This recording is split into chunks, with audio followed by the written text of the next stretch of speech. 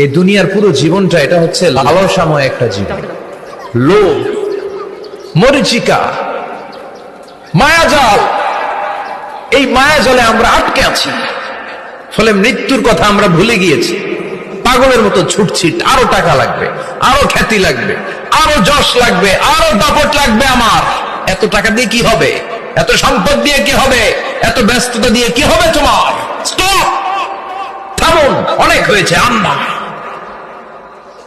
থামুন, take a rest and think about death. Think that you have to go back to your Lord.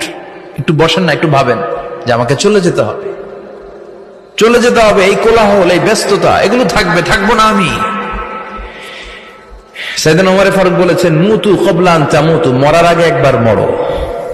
হাসিবু ক্বাবলা আন তুহাসাবু আলাইকুম, তোমার হিসাব নেওয়ার আগে তুমি একবার নিজের হিসাবটা করো না।